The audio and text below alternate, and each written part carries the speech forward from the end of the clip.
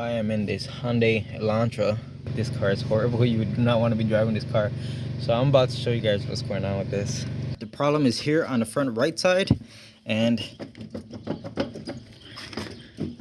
this is absolutely crazy. What's wrong here is the wheel bearing. Okay, the wheel bearing has walked itself out of the knuckle. More weird part is that this is the second time this has happened. So the first time it happened, okay, it's weird, but whatever. I press in a brand new wheel bearing, brand new retainer ring, and just within a few months, the problem is back and it's happening again. Really weird, right?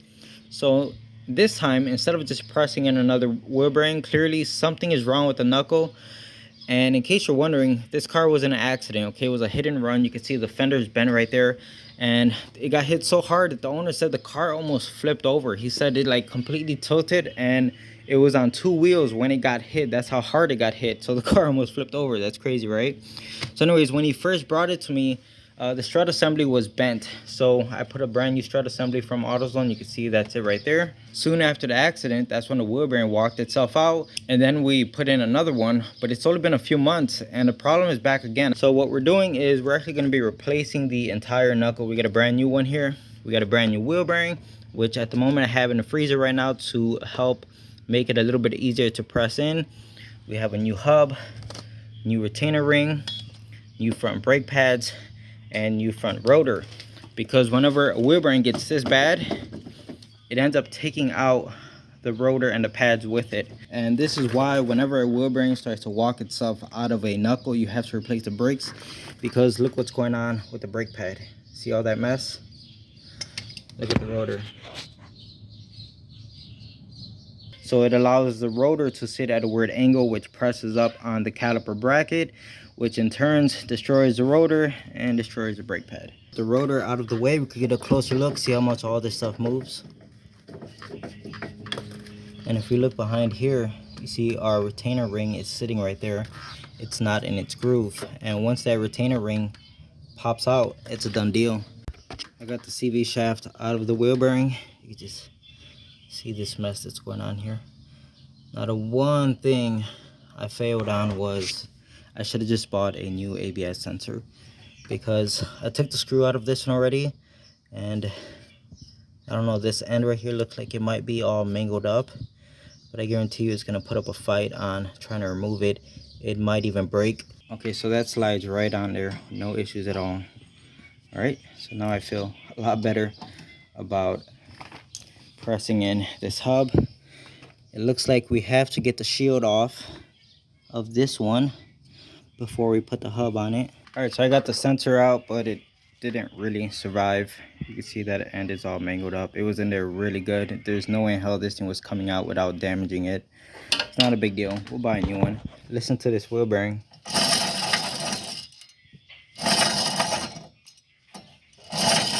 I think it still had at least 10,000 miles left in it.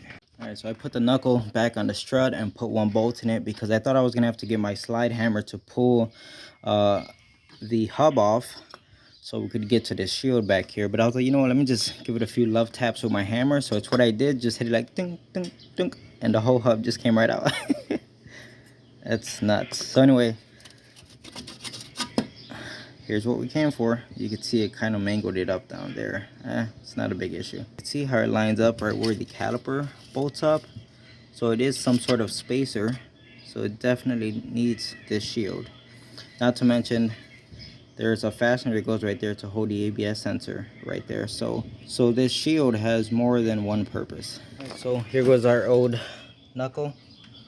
Let's grab the new one. I'm gonna go ahead and get the new wheel bearing out of the freezer, and we'll go over to the press over there and start to press everything together. Here is the wheel bearing. You can see all the frost on it. I just pulled it out of the freezer, and by law, if you pull a wheel bearing out of the freezer, you have to do the tongue test on it before you press it into anything.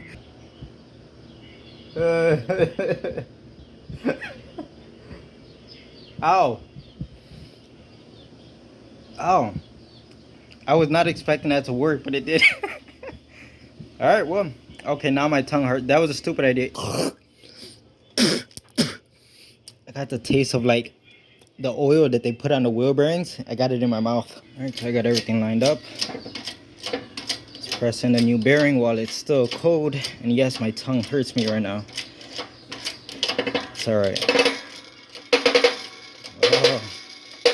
Make sure you're using a correct adapter. As you can see, I'm using right here to press on the outside race of the wheel bearing. You don't want to be pressing on the center. Don't feel it wanting to go anymore. So at this point, we should be able to install our retainer clip.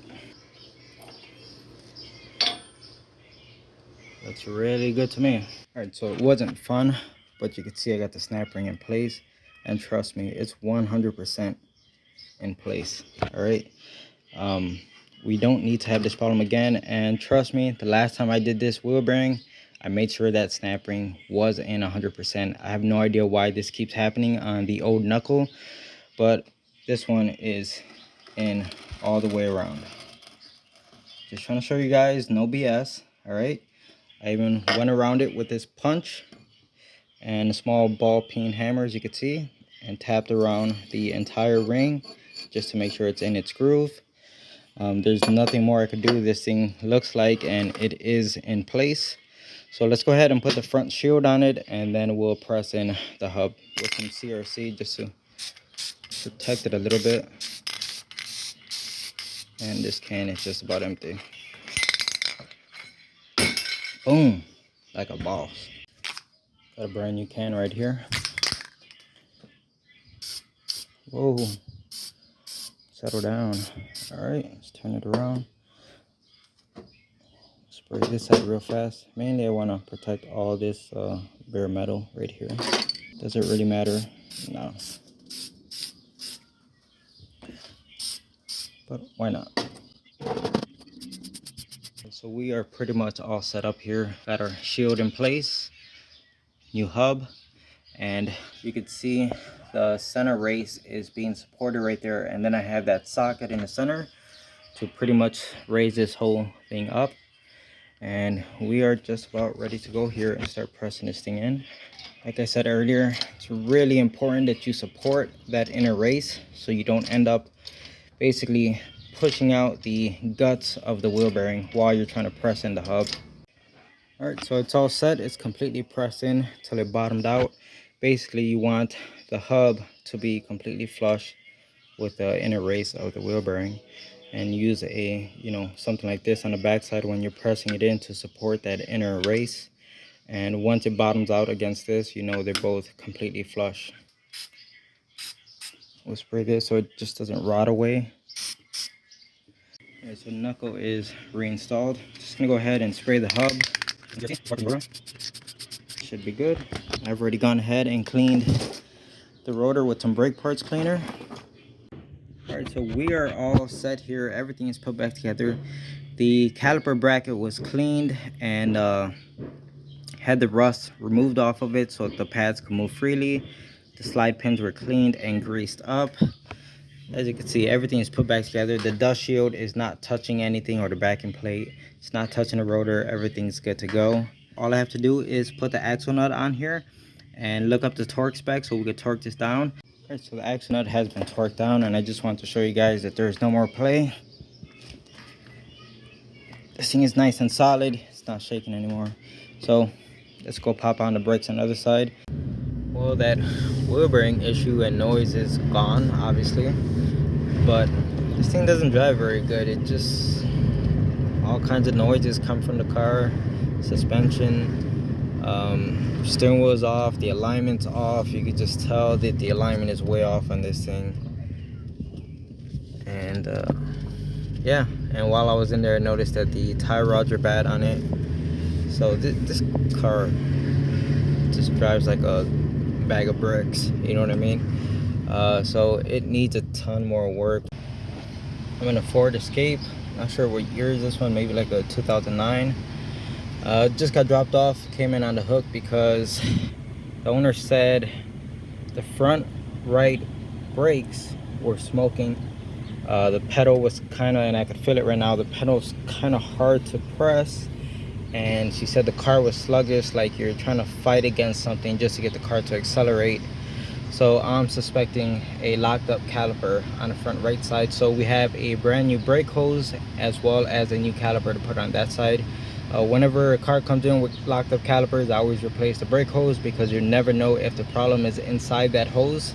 So just, you know, to play it safe, replace the hose every time you have to replace a caliper for this issue. You can see how the rotor looks all, it's got like this red tint to it. That's from the overheating. Because this rotor is just as old as the one on the front left side, and it doesn't look this color. So that's definitely a side effect of the rotor being overheated. Unfortunately, we are not changing pads and rotors. It's just getting a caliper assembly and a brake hose. I had someone push the brake pedal, and when the pedal was being held, it did lock up the wheel. But as soon as he took his foot off the brake pedal, it's supposed to release the wheel and let the, you know, tire spin. But it was still holding on for like a good 3-4 seconds after the foot was off the brake pedal. So this caliper or the brake hose, something's definitely causing the brakes to not release as soon as they should release. When we first got in here, I noticed that the brake hose is just dangling around here.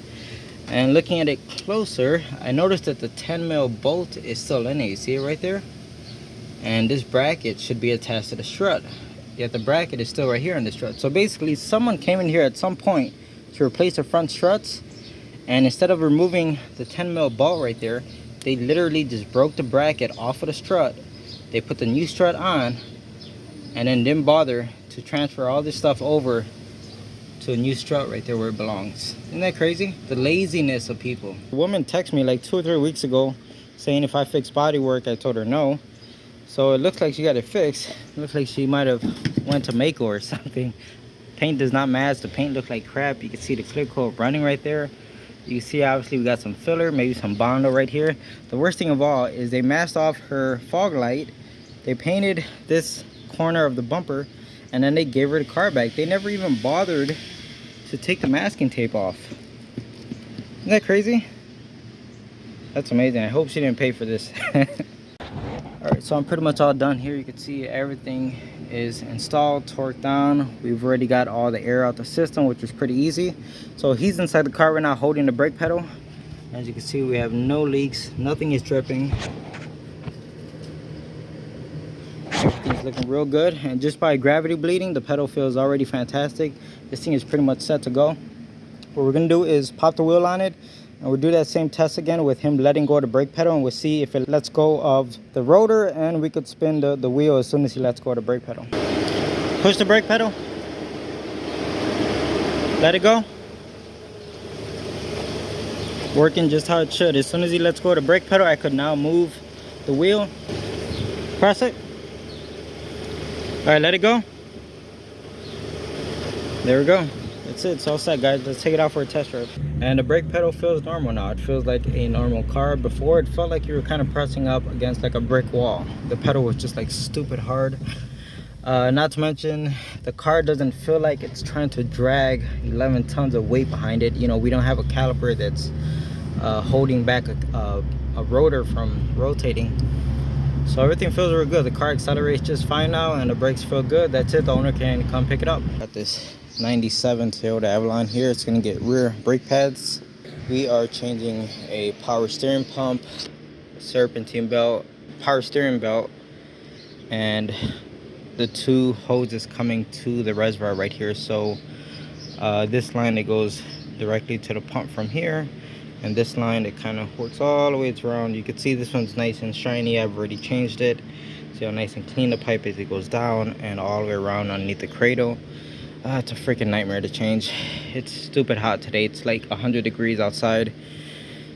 And let me tell you, these hoses back from 1997, they don't really want to come apart. It's a freaking nightmare. So finally got the old pump out. What a freaking nightmare. Here I am. You know, I put my wrench on the bottom one, and I got my adjustable on the top. And like I said, the limited space you have inside the car, I'm trying to break them free, and it just isn't happening. I must have spent a good hour trying to get enough leverage to get it to break free. It just wasn't gonna happen. So what I did is I just put it in a way so I could angle this thing facing upward, and then I came from the top right here with a few extensions and a 24mm socket and hit it with my impact gun, and I was able to break this free right here and get the line out of it. So now we can start putting everything back together. And yes, it's getting a brand new power steering pressure sensor before everything goes back together. It only makes sense. It's a very inexpensive part, and you're in here, you might as well change it. So I went into all of this thinking something bad is gonna happen. Something's gonna break on this freaking 97, right? Everything's old. And sure enough, I was putting the new belts on it, and when I was loosening the bolt to adjust the tension on the alternator, it felt squarely, okay? It just didn't feel right. I could tell like, oh, this is gonna snap, but it didn't snap on the way coming out. But it's when when I put the tension back on the belt and I went to go tighten down the bolt, boop, snapped right off. The head came right off of it. So as you can see, it is stuck inside of there. So I had to remove the whole alternator now, and let's see if we can extract this bolt. All right, so I think I got it. This is my second attempt. I basically build up the stud just by putting weld beads on top of it, and then I welded it to a pretty heavy duty washer here, and then I put a nut on top of the washer and welded those two together. Like I said, the first attempt did not work, but this one seems to be working. It seems like it's coming out.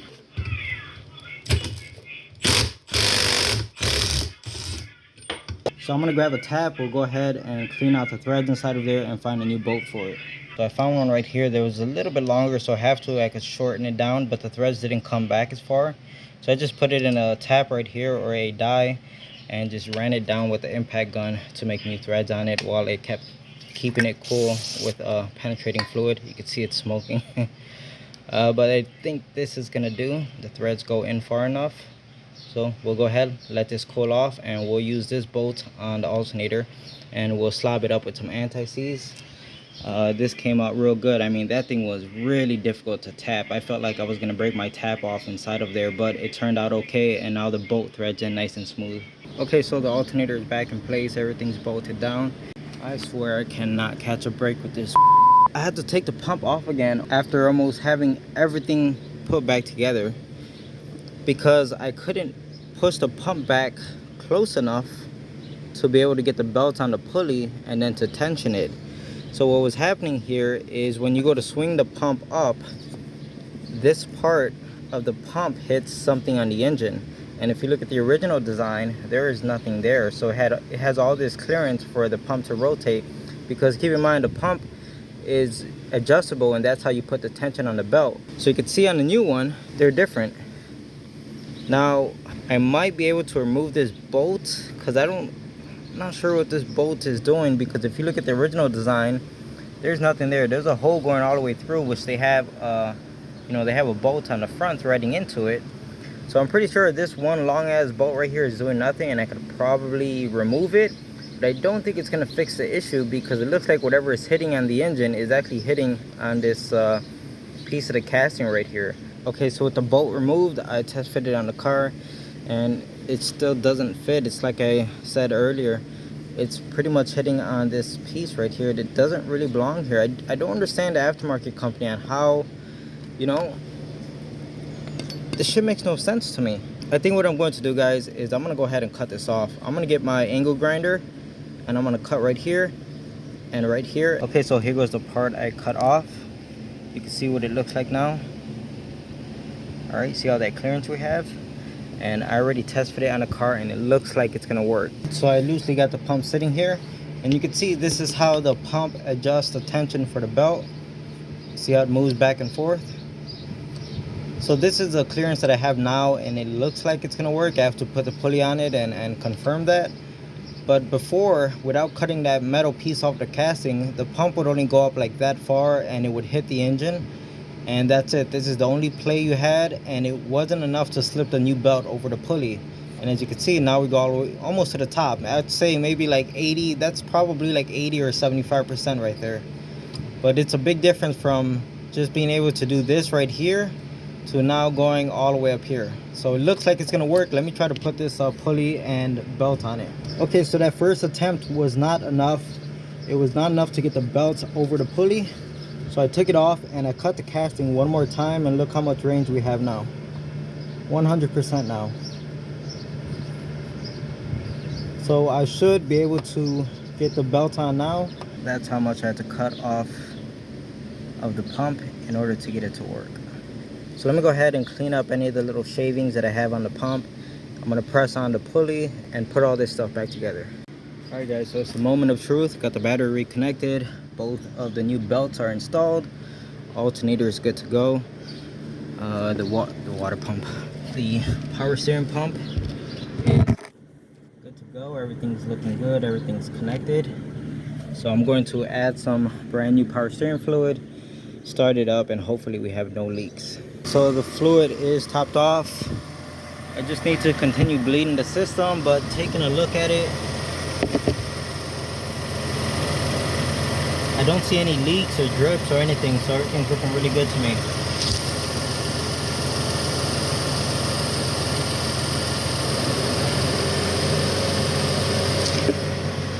Alright, so I'm gonna go ahead and button all this stuff up so I could get the car back on the ground. Alright, so I'm all taking this Avalon for a test drive. Sorry, the camera's a little hazy for me touching it. The lens is dirty.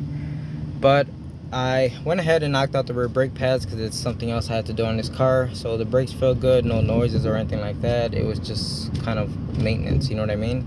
And the power steering works fine. As you can see, I'm driving with one hand and it turns just fine, just how I would expect a 97 Toyota to drive like.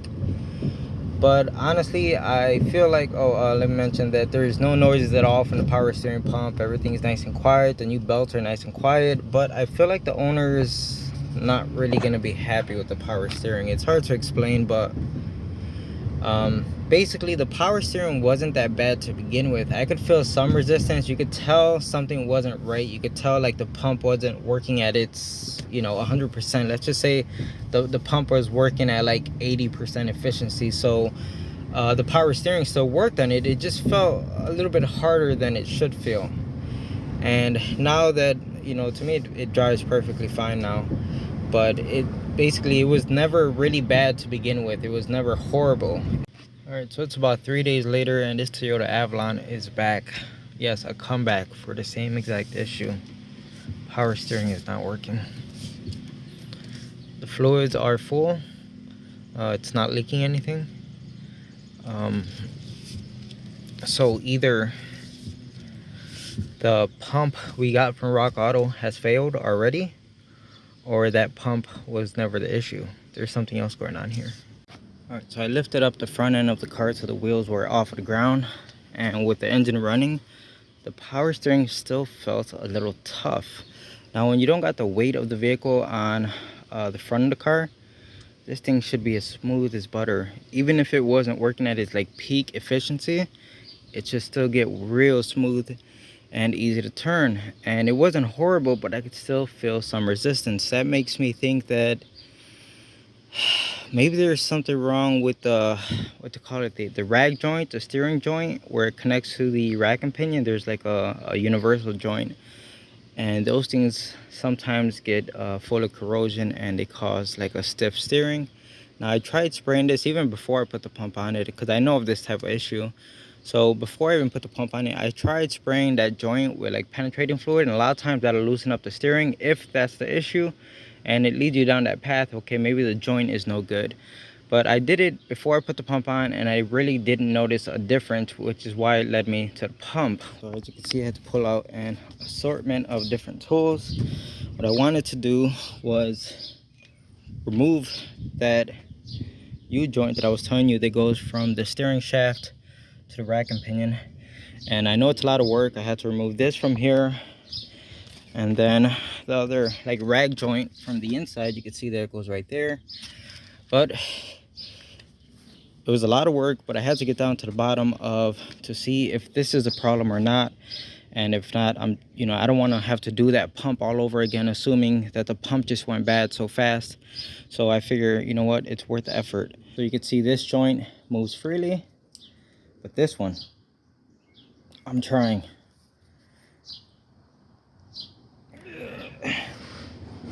Doesn't want to move. I'm not exaggerating. I'm trying with everything I have. It will not move. Nope, not gonna happen. This side, super free, won't budge at all. So that's the problem here. So of course this thing was bad all along, and most likely the pump wasn't even necessary. This might be tricky. God damn mosquito, bit me right on my neck. There he goes. Look, he smashed him right on my neck. So he's dead now, but he got me. It was nice knowing you guys. Probably got COVID now. So we changed the belts, right? The belts were definitely past due. They were all dry rotted, no good. The two hoses going into the reservoir, they were definitely leaking. You could see clear signs of them leaking. I already tossed them out, but I think I showed you guys the old lines. So they were just, you know, old. Their original parts, 1997. And then here goes the pump, which I'm assuming is the OEM pump. And it looked just as nasty when it was on the car before I even removed it. So there is no doubt that this thing was leaking a little bit, but honestly, it was still working. The problem here all along was the U-joint. Wow, I just checked AutoZone's website and they have the part. They want $263 for a dormant part. They're freaking crazy. You know what? Hello, Amazon. Let's go look. I'm gonna go ahead and chuck this inside of some evapor rust right now, simply because I don't know, this car might be sitting for a while. I'm not about to put this back on and go through all that trouble just to put it back on to move the car. Because now I got someone else's car in front of it. Damn it, this sucks. Should have never taken this apart. On Amazon, we could get it dirt cheap for like less than $30, right? But the soonest I could get one says Monday. Today is Friday. So I put the steering shaft in some evapor rust. We're gonna let it sit in there a full 24 hours. It gives me enough time to work on this Malibu right here. I got plenty of work to do on this thing. You know, my wife was telling me, like, what's the point of letting it sit in evapor rust if you're gonna have to move this tomorrow to get the Malibu out the garage? You might as well just put the shaft back on it. If you're gonna end up replacing it, what does it matter if it's sat in evapor rust? Which it makes sense. But honestly, I just want to see what it does. I want to see if a part that is seized like that, if it sits in evapor rust for at least 24 hours. Let's see if it makes a difference. Even though I know it's gonna get replaced, I'm just curious. Oh, and by the way, I checked on Rock Auto, and that part is even like $200, a dormant part. It's freaking absolutely insane. It's like Dorman knows they have you by the balls. So they figure whenever you're changing a part like this, and of course it's discontinued from Toyota, of course they got you, right? You're in a pinch. So they figure they could charge whatever the hell they want to charge and get away with it. But, you know, thanks to places like eBay or Amazon, you know, Dorman could go kick rocks. And it just goes to show, you know, like the markup and AutoZone and things like that. It's absolutely crazy. All right, so it's now the next day. I just pulled the part out of the evapor rust. It hasn't even been a full 24 hours. Anyway, this is the way it used to move just fine, and now it feels even more loose. And here's the other way. There's a little bit more resistance, but look, I could just move it freely. That's absolutely nuts. Now here's the thing. If we could not find this part on Amazon for $30 and a $300 dormant part was our only option, you better believe this thing was going to sit in that rust dissolver for another day, and then it would just go right back on the car and put right back into use. But because we could get one for as little as $30, it's still going to get the new one. Right now I'm going to pop the original one back on because I need to move the car, and I'm just going to put it on there loosely. Alright, so I got the pieces reattached to the car. Now the steering wheel is going to be off because I'm so smart that I didn't make any alignment marks when I took everything apart.